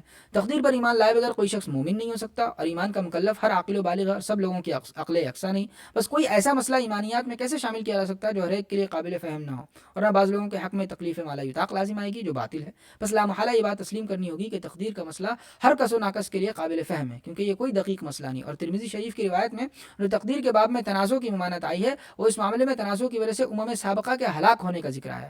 اس حدیث میں تنازع سے مراد بحث و مباحثہ ہے، اور قضاء و قدر میں بحث ممنوع اس لیے ہے کہ یہ خدا کی صفات میں بحث ہے، کیونکہ قضاء و قدر اللہ کی صفت ہے، اور صفات میں بحث کی ذات میں غور و فکر ہے، اور خالق میں غور کرنے کی صفات میں بحث ذات میں غور و فکر ہے، اور خالق میں غور و فکر کرنے کی ممانعت آئی ہے، جیسے کہ صفات کے بیان میں گزرا. اور سابقہ امتوں کے ہلاک ہونے سے مراد غالباً ان کی گمراہی ہے. قرآن و حدیث میں ہلاکت کا لفظ گمراہی کے لیے بکثرت استعمال ہوا. اس بنا پر آپ کے ارشاد کا مطلب یہ ہوگا کہ اگلی امتوں میں اعتقادی گمراہیاں اس وقت آئیں جب انہوں نے اس مسئلے کو حجت و بحث کا موضوع بنایا. تاریخ شاہد ہے کہ امت محمدیہ میں بھی اعتقادی گمراہیوں کا سلسلہ اسی مسئلے سے شروع ہوا ہے. تقدیر کا مسئلہ مشکل کیوں بن گیا؟ تقدیر کا مسئلہ اصل میں دو وجہ سے مشکل بن گیا ہے. پہلی وجہ، یہ بات بہت کم لوگ جانتے ہیں کہ تقدیر کا مسئلہ در حقیقت صفات باری تعالیٰ کا مسئلہ ہے، اور صفات الہیہ کو ایک حد تک ہی سمجھا جا سکتا ہے. ان کی تمام حقیقت جاننا انسان کے بس کی بات نہیں. صفات کے باب میں ایک حد تک پہنچ کر رک جانا پڑتا ہے. اسی طرح تقدیر کے مسئلے میں بھی ایک حد پر رکنا ضروری ہے، مگر لوگ رکتے نہیں، سب کچھ سمجھنا چاہتے ہیں، حالانکہ یہ بات صفات کے تعلق سے ممکن نہیں. یہی بات درج ذیل حدیث میں سمجھائی گئی ہے. رسول اللہ صلی اللہ علیہ وسلم نے فرمایا کہ تم میں سے ہر ایک کا ٹھکانہ دوزخ کا اور جنت کا لکھا جا چکا ہے، بس تقدیر کا مسئلہ اتنا ہی ہے. صحابہ نے عرض کیا تو کیا ہم اس نوشتہ پر بھروسہ کر کے نہ بیٹھ جائیں اور عمل نہ چھوڑ دیں؟ یہ تقدیر کے مسئلے پر اٹھنے والا سوال ہے. آپ نے فرمایا عمل کیے جاؤ، ہر ایک کے لیے وہی عمل آسان کیا جاتا ہے جس کے لیے وہ پیدا کیا گیا. نیک بخت کو نیک بختی کے کاموں کی توفیق ملتی ہے، اور بدبخت کو بدبختی کے کاموں کی. اور دلیل میں آپ نے سورۃ اللیل کی آیات 5 سے 10 پیش فرمائی. اس حدیث میں حضور صلی اللہ علیہ وسلم نے صحابہ کرام کے سوال کا جواب نہیں دیا، بلکہ ان کو عمل میں لگایا ہے، کیونکہ قضاء و قدر کے مسئلے کو جس حد تک آپ نے بیان فرمایا اسی حد تک سمجھا جا سکتا ہے، اس سے آگے کی بات سمجھنے کی کوشش نہیں کرنی چاہیے. اس حد پر رک جانا ضروری ہے. تمام صفات خداوندی کا یہی معاملہ ہے. رہی بات یہ کہ تقدیر مسئلے کا کہاں تک ہے؟ اچھا یہاں تک ہے، ٹھیک ہے. رہی یہ بات کہ تقدیر کا مسئلہ صفات الہیہ کا مسئلہ کیسے ہے، تو یہ بات اس سے واضح ہے کہ عرف میں قضاء و قدر ایک ساتھ بولتے ہیں. یہ دو مترادف لفظوں کا عطف تفسیری کے ساتھ استعمال ہے، اور قضاء کا صفت الہی ہونا قرآن کریم میں 20 جگہ مذکور ہے. ٹھیک ہے. ان آیات سے قضاء و قدر کا، جیسے مثال کے طور پر وَقَضَىٰ رَبُّكَ أَلَّا تَعْبُدُوا إِلَّا إِيَّاهُ وَكَانَ أَمْرُ اللَّهِ قَدْرًا مَّقْدُورًا. ٹھیک ہے. ان آیات سے قضاء و قدر کا صفت الہی ہونا صراحت کے ساتھ ثابت ہے. دوسری وجہ، ہماری صفات مفہوم کے اعتبار سے ہماری ذوات سے زائد مغایر ہیں اور وجود کے اعتبار سے متحد. اسی طرح ہماری متعدد صفات اپنے اپنے مفاہیم کے اعتبار سے جدا جدا ہیں، مگر سب ذات کے وجود میں شامل ہیں. یعنی صفات ذات کے ساتھ مل کر ایک اکائی بنتی ہے. یہی حال بلا تشبیہ ذات رب اور صفات الہیہ کا ہے. اور ہر صفت کا اپنا ایک دائرہ ہے، جیسے صفت سم کا دائرہ الگ ہے، صفت بصر کا الگ ہے، مگر کبھی ایک صفت کے دوسرے صفت پر اثرات بھی پڑتے ہیں. اگر ان سب باتوں کو باریک بینی سے ملحوظ نہ رکھا جائے تو حقائق فہمی میں دشواری پیش آتی ہے. مثلا خداوند قدوس کے تعلق سے اگر تقدیر معلق کا قائل ہوا جائے تو شمول علم کے مسئلے پر اس کا اثر پڑے گا. یہ ماننا پڑے گا کہ اللہ کا علم عام و تام نہیں، حالانکہ شمول علم کے مسئلے میں آج تک کسی فرقے نے اختلاف نہیں کیا. اس طرح بندوں کو ان کے اختیاری اعمال میں مختار کامل مانا جائے تو عموم قدرت کے مسئلے پر اثر پڑے گا. ماننا پڑے گا کہ کچھ چیزیں اللہ کے اختیار میں نہیں بندوں کے اختیار میں ہیں. توبہ، ایسی حماقت بھاری بات کون مان سکتا ہے؟ اسی طرح لوگ قضاء و قدر کے مسئلے کو شمول علم کے مسئلے کے ساتھ رلا دیتے ہیں اور پوچھتے ہیں کہ جب اللہ تعالیٰ کو ازل سے معلوم ہے کہ ایسا ہونا ہے تو ویسا ہونا ضروری ہے، کیونکہ اللہ کا علم غلط نہیں ہو سکتا، تو پھر بندہ با اختیار کیسے ہوا؟ وہ تو مجبور محض ہو گئے. دیکھیے بات کہاں سے کہاں پہنچ گئی. حالانکہ سوچنے کا انداز یہ ہونا چاہیے تھا کہ اگر ازل میں سب چیزوں کو طے شدہ نہیں مانیں گے تو شمول علم کی بات غلط ہو کر رہ جائے گی. جب کائنات کے ذرے ذرے پر اللہ کا علم محیط ہے تو ضروری ہے کہ ہر چیز ازل سے طے شدہ ہو، ورنہ اللہ کو ان کا علم کیسے ہوگا؟ غرض صفات کا دائرہ کار ملحوظ نہ رکھنے سے اور ایک صفت کے دوسری صفت پر پڑنے والے اثرات کا خیال نہ رکھنے سے تقدیر کا مسئلہ پیچیدہ ہو گیا. اس ضروری تفصیل کے بعد اب کتاب کے مضامین شروع کیے جاتے ہیں. بہرحال ٹھیک ہے، اب ہم چلتے ہیں اگلی کتاب کی طرف، روایات فلسفہ، جس کے صفحہ نمبر 79 پر ہیں ہم لوگ. کروچے ادراک کے عقدے سے چندہ اعتنا نہیں کرتا. اس کے خیال میں ذہن اپنا مواد تمثالی پیکروں اور روایات کی صورت میں پیدا کرتا ہے. اس فعل کو اس نے جمالیاتی فعلیت کا نام دیا ہے جو سراسر وجدانی ہے. کروچے کے خیال میں انسان کی نظریاتی فعلیت دو گنا ہے، وجدانی اور عقلیاتی. اس نے وجدانی پہلو ہی کو تفصیل سے موضوع بحث بنایا. وہ کہتا ہے کہ اظہار وجدان کا خاصہ ہے. جب وجدان کا اظہار ایک تمثالی پیکر میں ہوتا ہے تو وہ تمثالی پیکر فنکار کا فعل بن جاتا ہے. اس کے جمالیاتی نظریے کا اصل اصول یہ ہے کہ حسن اظہار ہے، جب ہم کسی فن پارے سے حز اندوز ہوتے ہیں تو در حقیقت اپنے ہی وجدان کا اظہار کر رہے ہوتے ہیں۔ کروچے تاریخ کو بڑی اہمیت دیتا ہے اور کہتا ہے کہ صرف فلاسفہ ہی تاریخ نگاری کر سکتے ہیں۔ جینٹلے اور کروچے کے مسئلے میں فلسفے میں مادی حقیقت کا خیال بے معنی ہے، کیونکہ حقیقت کا ادراک لامحالہ کسی نہ کسی ذہن کے حوالے سے کیا جا سکتا ہے جس میں اس حقیقت کی ترجمانی کی گئی ہو۔ جیسا کہ مادیت کے باب میں ذکر ہو چکا ہے کہ طبیعیات جدیدہ نے مادے اور ذہن کے قدیم تصورات بدل دیے ہیں۔ مثالیت پسندی کے مختلف مکاتب کا جائزہ لیتے ہوئے ہم نے دیکھا کہ ان سب میں قدر مشترک یہ ہے کہ حقیقت اساسی طور پر ذہنی الاصل ہے اور انسان باشعور ہونے کے باعث کائنات میں مرکزی مقام کا مالک ہے۔ ہمارے زمانے میں مادے کے ٹھوس ہونے کے تصور کے باطل ہو جانے کے بعد بعض اہل علم نے یہ کہہ کر مثالیت کی تصدیق کی ہے کہ حقیقت اپنی ماہیت میں موضوعی یا ذہنی ہے۔ دوسری طرف وہ سائنسدان اور فلاسفہ جو مذہب و سائنس کی تطبیق کے قائل نہیں، جدید طبیعیات کی مثالی ترجمانی کو قابل قبول نہیں سمجھتے اور کہتے ہیں کہ اس انکشاف سے کہ مادہ ٹھوس نہیں ہے بلکہ جوہری توانائی کی لہروں برٹرینڈ رسل نے انہیں واقعات کہا ہے، اس پر مشتمل ہے۔ یہ لازم نہیں آتا کہ توانائی کی لہریں ذہنی یا روحانی ہوں، کیونکہ تجربہ گاہوں میں اس بات کا کوئی ثبوت نہیں مل سکا۔ اس موضوع پر اظہار خیال کرتے ہوئے ایم جارڈ کہتے ہیں کہ علماء طبیعیات نے حال ہی میں جن خیالات کا اظہار کیا ہے ان کا رد عمل فلسفے کی دنیا میں بھی ہوا ہے۔ یہ رد عمل معاندانہ قسم کا ہے۔ جب سائنسدان ایسے مسائل میں دخل در معقول دینے لگے جن کا تعلق ہمیشہ فلسفے سے رہا ہے تو ان پر وہی غلطیاں کرنے کا الزام لگایا جائے گا جن کا ارتکاب خود فلاسفہ نے کیا تھا اور جن کی تردید تاریخ فلسفہ کی تدریس کا اہم مقصد رہا ہے۔ جیمز جینیز اور ایڈنگٹن کے مثالیاتی نظریے اسی نوع کے ہیں جو پہلے ہیوم اور بارکلے نے 17ویں اور 18ویں صدی میں پیش کیے تھے اور جن کو رد کیا جا چکا ہے یا جن کا منطقی صورت سولپسزم پر منتج ہونا دکھایا جا چکا ہے اور سولپسزم کی روح سے مشاہدہ کرنے والا موضوع ہی حقیقتاً کائنات ہے۔ ایڈنگٹن اور جینز کے متعلق یہ بھی کہا جاتا ہے کہ وہ اس انداز سے اپنے افکار پیش کر رہے ہیں جیسے کہ وہ حقیقت پسندوں کی اس تحریک سے مطلقاً بے خبر ہوں جس کی تاسیس جی ای مور نے کی تھی اور جسے بعد میں صدی رواں کے اوائل میں وائٹ ہیڈ اور برٹرینڈ رسل نے پروان چڑھایا تھا۔ رہنمائے فکر جدید طبیعیات نے مادے کے ٹھوس ہونے کے تصور کا ابطال کر کے قدیم مادیت کی نفی کی ہے، تو جدید حیت نے مثالیت پسندی کے اس روایتی نظریے کا خاتمہ کر دیا ہے کہ کائنات میں کوئی آفاقی شعور یا ذہن کار فرما ہے۔ قدیم یونانیوں کی حیت کا مرکز انسان تھا۔ کوپرنیکس نے ثابت کر دکھایا کہ کرۂ ارض جو انسان کا مسکن ہے کائنات کا مرکز نہیں ہے بلکہ نظام شمسی کا ایک چھوٹا سا سیارہ ہے۔ اس انکشاف سے انسان کے غرور نفس کو سخت ٹھیس لگی اور کائنات اسے ایک اجنبی دیس دکھائی دینے لگی جسے اس کے وجود، اس کی آرزوؤں اور امنگوں سے کوئی دلچسپی نہیں۔ یہ نفسیاتی دھچکا اتنا شدید تھا جیسا کہ اس شیرخوار بچے کا جسے ماں کی گود سے کھینچ کر زمین پر پٹخ دیا جائے۔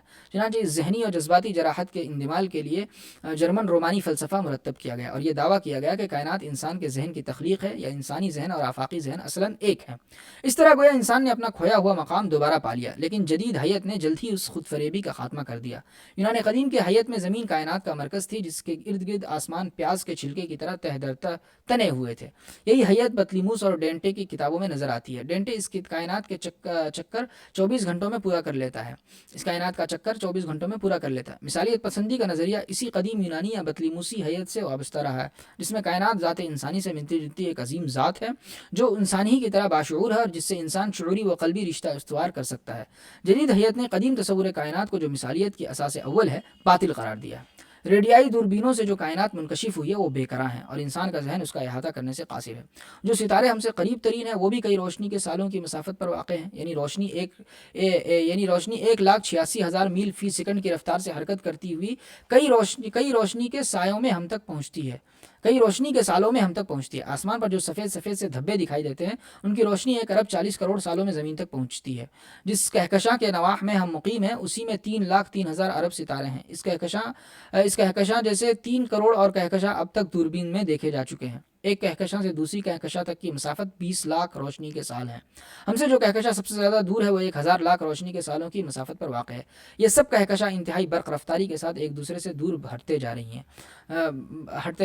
ظاہر ہے کہ اس بے قرار کائنات کو ایک ننھے منھے سیارے کی ننھی منھی مخلوق سے کیا دلچسپی ہو سکتی ہے۔ یاد رہے کہ ماقبل تاریخ کے انسان نے سورج، چاند وغیرہ کو اپنے آپ پر قیاس کر کے انہیں ذی حیات و ذی شعور قرار دیا تھا اور دیوتا بنا لیا تھا جو اس کی خوشی اور غم میں شریک ہوتے تھے۔ اس کوشش نے علم اصنام کی بنیاد رکھی جو قدیم مذاہب کا ماخذ بن گیا۔ تہذیب و تمدن کی ترقی کے ساتھ ساتھ علم اسنام کا خاتمہ ہو گیا تو انسان نے مثالیت اور رومانیت کے نظریات سے کائنات اور نیچر کے ساتھ اپنا شعوری اور جذباتی رشتہ بحال کرنے کی کوشش کی۔ مثالیت پسندوں نے کہا کہ کائنات باشعور ہے، اس لیے اس کے ساتھ انسان کا شعوری رابطہ قائم ہے۔ رومانیوں نے کہا کہ فطرت زندہ ہے، ذی احساس ہے، اس لیے انسان اس سے جذباتی تعلق قائم کر سکتا ہے۔ یہ ہمارے دور کے مثالیت پسندوں نے توانائی کی لہروں کو روحانی اور ذہنی کرنا شروع کر دیا ہے تاکہ اس کے ساتھ انسان کے قلبی تعلق کو برقرار رکھا جا سکے۔ جدید حیت کے انکشافات کے پیش نظر اس بات کو تسلیم کرنا نہایت مشکل ہے کہ یہ بے کراں کائنات انسانی ذہن کی پیداوار ہے یا اس کے پس پردہ کوئی ذہن یا موضوع کار فرما ہے جو انسانی موضوع یا ذہن سے واحد الاصل ہے۔ اس طرح علم حیت کی ترقی کے ساتھ مثالیاتی مابعد طبیعیات فرسودہ ہو چکی ہے، لیکن اخلاقی مثالیت بلا شبہ باقی و برقرار ہے۔ سائنس خواہ کتنی ترقی کر جائے، قدرے اور نسب العین کے اس کے دائرے تحقیق سے خارجی رہیں گے اور ان کی ترجمانی کا حق فلاسفہ کو پہنچتا رہے گا۔ اتنا ضرور ہے کہ یہ قدرے نسب العین سائنس کے انکشافات کی روشنی میں معاشرہ انسانی کی تبدیلیوں کے ساتھ بدلتے رہیں گے کہ ان کی ازلیت و ابدیت کا تصور مثالیاتی مابعد طبیعیات کے ساتھ دم توڑ چکا ہے۔ یہ ایک تلخ حقیقت ہے جس کا اعتراف کیے بغیر چارہ نہیں کہ مثالیاتی مابعد طبیعیات کے خاتمے سے انسان کا قلبی رشتہ کائنات سے منقطع ہو چکا ہے اور وہ اپنے آپ کو تنہا محسوس کرنے لگا ہے۔ سارتر کا نظریہ موجودیت اسی عذابناک احساس تنہائی کی ترجمانی کرتا ہے، لیکن یہ ضروری نہیں کہ اس ذہنی اور جذباتی صدمے کا نتیجہ سنک اور یاسیت ہی کی صورت میں نکلے۔ حقیقت پسند طبائع نے نئی صورت حالات کو قبول کر کے مثالیاتی ماورائیت سے قطع نظر کر لی ہے اور کسی حقیقت کبریٰ سے شعوری یا جذباتی رشتہ قائم کرنے کے بجائے اسی ننھے منھے سیارے میں مسرت و طمانینت کے حصول کی کوشش شروع کر دی ہے کہ یہی نوع انسانی کا اصل مقدر ہے۔ ٹھیک ہے، اب ہم اگلی کتاب کی طرف بڑھتے ہیں، آخری کتاب کی طرف، جدیدیت از حسن عسکری، جس کے صفحہ نمبر ہم 121 پر ہیں۔ 89 ڈیکارٹ کے فلسفے سے جو ذہنیت 17ویں صدی کے درمیان میں شروع ہوئی اور اس کے اثرات کے ماتحت روح اور مادے یا روح اور جسم کو ایک دوسرے سے بالکل الگ سمجھنا، سب سے زیادہ تو برگساں کے اثر سے اور پھر دوسرے فلسفیوں مثلاً وائٹ ہیڈ کے اثر سے ایک زندگی کا یا حیات کا مذہب ریلیجن آف لائف نکلا ہے۔ اس میں قوت حیات کو حقیقت عظمیٰ سمجھا جاتا ہے۔ اصلی مذہب کو بھی اسی رنگ میں ڈھالنے کی شدید کوششیں ہو رہی ہیں اور نعوذ باللہ خدا کو بھی قوت حیات کے مترادف سمجھا جاتا ہے۔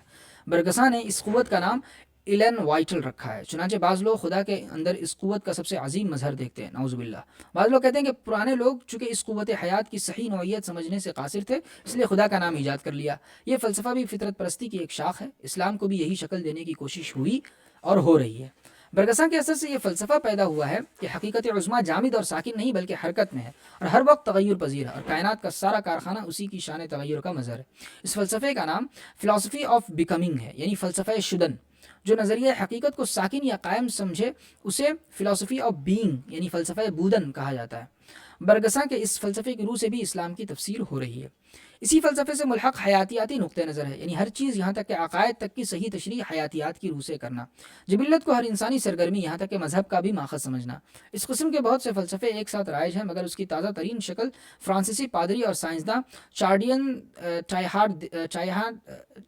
تائیہارڈ دے چارڈین تامی آرٹ شاردیں کے نظریات ہیں۔ وہ کہتا ہے کہ جس طرح بھاپ زمین سے اٹھتی ہے تو فضا میں بادل بن جاتے ہیں، اسی طرح خیالات انسانوں کے ذہن میں پیدا ہوتے ہیں تو ان سے بھی ایک لطیف جوہر نکل کے فضا میں جمع ہوتا چلا جاتا ہے، پھر ان لطیف بادلوں کے فیض سے انسانوں کے ذہن میں اور نئے خیالات پیدا ہوتے ہیں۔ اس طرح انسان ذہنی ارتقاء کی منزلیں طے کرتا چلا جاتا ہے، بلکہ انسان کے ساتھ ساتھ خدا کا بھی ارتقاء ہو رہا ہے، نعوذ باللہ۔ غرض اس شخص نے مذہب کے اعلیٰ ترین حقائق کو حیاتیاتی اور طبیعی چیز بنا دیا ہے۔ 93 روحانی فیوز کو تسلیم کرنا مگر انہیں برقی یا مقناطیسی طاقت سمجھنا۔ دینی اداروں اور تصورات کو بھی معاشیاتی عوامل کے تابع سمجھنا، مارکسیت کا اثر۔ عمرانیات اور اجتماعیات کی روح سے دین کا مطالعہ، مذہب کو بھی ایک عمرانی ادارہ سمجھنا اور مذہب کو بھی رسم و رواج کی سطح پر رکھنا۔ جس طرح معاشرتی یا سیاسی اداروں کی تنظیم ہوتی ہے، اسی طرح کی تنظیم آرگنائزیشن سمجھنا، خصوصاً تصوف کے سلسلوں کو تنظیم یا نظام قرار دینا۔ دینی معاملات میں کسی نہ کسی قسم کی سیاست کے نقطہ نظر سے فیصلے کرنا۔ مقدس کتابوں سے سائنس کے اصول اخذ کرنے کی کوشش کرنا۔ کسی نہ کسی نظریہ کائنات یعنی کوسمولوجی کو دین کا لازمی جزو سمجھنا اور اس حقیقت سے بے خبر رہنا کہ ہر مذہب میں کم و بیش نظریہ کائنات کی حیثیت ثانوی رہی ہے۔ اگر کوئی خاص نظریہ کائنات غلط قرار پا گیا ہے تو جس مذہب سے اس کا ظاہری تعلق رہا ہے اسے بھی محض اسی بنا پر باطل قرار دینا۔ مغربی فکر اور جس قسم کا تصوف مغرب میں رائج ہے وہ عالم مثال سے آگے نہیں جاتا، اس لیے اسلامی تصوف کو بھی یہیں تک محدود سمجھنا بلکہ اس سے آگے کسی درجے کا تصور تک ذہن میں نہ ہونا۔ چنانچہ اسلامی تصوف کو مغرب کی مسٹیسزم کی طرح کی چیز سمجھنا جس کی آخری حد مکاشفات ہیں۔ 101 مراتب وجود کا اصول نہ جاننا اور مختلف مراتب کو ایک دوسرے میں گڈمٹ کر دینا۔ ازمینہ وسطیٰ میں اسپرٹ کا لفظ روح کے لیے اور سول کا لفظ نفس کے لیے استعمال ہوتا تھا. اب لوگ یہ فرق بھول چکے ہیں اور ان دونوں الفاظ کو مترادف سمجھتے ہیں. چنانچہ روح کی حقیقت سے تو مغرب کے لوگ بالکل بے خبر ہو گئے ہیں اور نفس یا ذہن کو روح سمجھتے ہیں. چنانچہ سول کا لفظ عموماً روح کے معنوں میں استعمال ہوتا ہے اور اسپرٹ کا لفظ ذہنی عوامل کے لیے. روایت کا اصلی مطلب نہ سمجھنا اور اسے رسم یا رواج کے ہم معنی خیال کرنا. اسی طرح جو چیزیں روایت کے خلاف ہیں انہیں بھی روایت کی سطح پر رکھنا. مثلا معتزلہ کو اتنا ہی بڑا درجہ دینا جتنی اصلی اسلامی روایت کو. 104. دین اور روایت کو انسانی فکر یعنی اسپیکولیشن کی پیداوار سمجھنا جس کا ظہور ایک خاص زمانے میں خاص حالات کے ماتحت ہوا. اسی طرح صوفیہ کو مفکر سمجھنا اور جس طرح کی اپج اوریجنالٹی مغربی مفکروں میں ہوتی ہے وہی صوفیہ میں ڈھونڈنا. یا پھر لفظ روایت کو تحقیر کے لیے استعمال کرنا اور ہر روایتی چیز کو بجائے خود برا سمجھنا. انگریزی میں لفظ آرتھوڈاکس عموماً اور لفظ ٹریڈیشنل بعض دفعہ اسی طرح استعمال ہوتا ہے یعنی تحقیر کے لیے. مغرب میں اور وہاں کے اثر سے ہمارے یہاں ایک طرح کی روایت پسندی بھی رائج ہے، ٹریڈیشنلزم. اس کا مطلب ہے ہر پرانے رسم و رواج کو محض اس لیے زندہ رکھنے کی کوشش کرنا کہ وہ پرانا ہے. بعض لوگ مذہب کو بھی اسی لیے قبول کرتے ہیں کہ مذہب آباء و اجداد سے چلا آ رہا ہے اور معاشرتی روایت کا حصہ ہے. انفرادیت پرستی کا زور. اس کے دو پہلو ہیں. ایک تو ہر فرد کو دین کے معاملے میں رائے دینے کا حقدار سمجھنا اور استعداد کے سوال کو ناقابل توجہ خیال کرنا. یہ تو جمہوریت اور مساوات کے معاملے میں غلو اور اسی کے ماتحت تفسیر بالرائے کا حق مانگا جاتا ہے. دوسرا پہلو یہ ہے کہ علوم دین کے بڑے سے بڑے اماموں کو محض افراد سمجھنا اور انہیں صرف اتنی اہمیت دینا جتنی کسی عام فرد کو دی جا سکتی ہے اور اس طرح ان کو سند ماننے سے انکار کرنا. ہر معاملے میں تحریری ثبوت مانگنا اور دین کی جو باتیں زبانی روایت کے ذریعے قائم ہیں انہیں نہ ماننا اور اس اصول کو اہمیت نہ سمجھنا. پھر تحریری ثبوت کے ضمن میں ہر قسم کی کتابوں کو سند ماننا، مثلا دینی معاملات میں قصوں کی کتابوں سے ثبوت لانا. علماء پر آزادی فکر چھیننے کا اور دوسری طرف ذہنی جمود کا الزام لگانا. جو نقصان ازمنہ وسطیٰ کے پادریوں سے ایک زمانے میں منسوب کیے جاتے تھے انہیں علماء کی طرف منتقل کرنا. علماء کو یہ طعنہ دینا کہ ان کی ذہنیت ازمنہ وسطیٰ کی ہے اور یہ بات بھول جانا کہ مغرب میں بھی ازمنہ وسطیٰ کا اب وہ تصور نہیں رہا جو 60-70 سال پہلے تھا. دین کے باطنی پہلو کا یا تو سرے سے انکار یا اسے نفسیاتی تجربہ سمجھنا. داخلیت اور اندرون بینی کے بھی یہی معنی لیے جاتے ہیں. یہ سب الفاظ کبھی تحقیر کے لیے استعمال ہوتے ہیں کبھی تحسین کے لیے، مگر مراد ہر جگہ نفسانی عوامل سے ہے. تصوف کو کبھی فلسفہ کہنا، کبھی اخلاقیات، کبھی نفسیات، کبھی بے عملی اور زندگی سے گریز، کبھی کمیونزم کا ابتدائی نمونہ، کبھی ذہن کی پوشیدہ قوتوں کو بیدار کرنے کا ذریعہ. تصوف خصوصاً وحدت الوجود کو پینتھیزم کہنا جس سے دراصل مراد مظاہر پرستی ہے. تصوف کا ایسی پراسرار چیزوں سے ملا دینا جیسے روحوں کو بلانا، مستقبل کا حال بتانا وغیرہ وغیرہ. اکلٹزم، اسپریچولی ایک طرف دین کی اصلاح اور دین کو جدید بنانے کا دعویٰ، دوسری طرف اصلی دین کے زندہ کرنے کا دعویٰ. بیت اور تصوف کے سلسلوں وغیرہ کو دین سے خارج قرار دینا. انگریزوں نے مدارس میں جو تھیوسافیکل سوسائٹی قائم کرائی تھی اس کے بنیادی مقاصد میں سے یہ بھی تھا کہ لوگوں کو یقین دلا جائے کہ روحانی مدارج حاصل کرنے کے لیے بیت کی ضرورت نہیں. بیت کو نفسیاتی تجزیے کا ایک طریقہ بتانا. یہ بھول جانا کہ ہر دین میں چیزوں کی درجہ بندی کی گئی ہے اور ہر چیز کا ایک خاص مرتبہ ہے. مراتب کے امتیاز کو نظر انداز کر دینا، ثانوی درجے کی چیزوں کو اولیت دینا یا سب چیزوں کو ایک ہی سطح پر رکھنا. یہاں بھی جمہوریت اور مساوات کا اصول کام کر رہا ہے. اس قسم کی غلطیوں میں یہ بہت عام ہے کہ عالم مثال ہی کو عالم ارواح سمجھ لیا ہے. جدت برائے جدت اور تبدیلی برائے تبدیلی کا شوق. دین کی نئی تفسیریں کرنا محض اس لیے کہ کوئی نئی بات پیدا کی جائے. اس لیے بہت سی نئی تشریحات صریحی طور پر محمل اور مضحکہ خیز ہیں. نظریہ اضافت کا رواج. دین کی ہر بات کو اور خود دین کو اضافی چیز سمجھنا. جیسا کہ فرانس کے مسلمان عالم رینوگینو نے اپنی کتابوں میں بار بار کہا ہے، یونانی فلسفہ ہو یا ازمنہ وسطیٰ کی عیسوی الہیات اور فلسفہ، کوئی بھی وجود یعنی بینگ کے دائرے سے آگے نہیں جاتا اور اس لیے ارسطو نے بھی علم وجود آنٹولوجی ہی کو مابعد طبیعیات سمجھا ہے. اس طرح مغرب والوں کا دائرہ نظر محدود ہو کے رہ گیا اور وہ سارے ادیان کو اسی تنگ دائرے کے اندر لانے کی کوشش کرتے ہیں. دوسرے الفاظ میں مغرب والوں کے ذہن میں لا تعین کا کوئی صحیح یا واضح تصور موجود نہیں. وہ لوگ عموماً لا تعین سے یہ مراد لیتے ہیں کہ کوئی ایسی چیز جس کی کوئی صاف مادی اور خارجی شکل نہ ہو. اس ذہنیت کا اثر ہمارے یہاں کے انگریزی پڑھنے والوں پر بھی بہت گہرا پڑ رہا ہے. اس بنیادی خامی سے اور بھی شاخیں نکلی ہیں جن کی وجہ سے توحید کو صحیح طور سے سمجھنا لوگوں کے لیے مشکل ہوتا جا رہا ہے اور توحید کی ایسی تعبیریں نکلی ہیں اور مقبول ہو رہی ہیں جو صریح شرک ہے، انسانوی غلط فہمیوں سے چند ذیل میں پیش کی جاتی ہیں. ٹھیک ہے، آج ہم یہیں تک رہنے دیتے ہیں، اس کے بعد انشاءاللہ کل ہم کریں گے. ٹھیک ہے، بہت بہت شکریہ آپ حضرات کا. اللہ ہمیں کہنے سننے سے زیادہ عمل کی توفیق نصیب فرمائے. السلام علیکم ورحمۃ اللہ وبرکاتہ.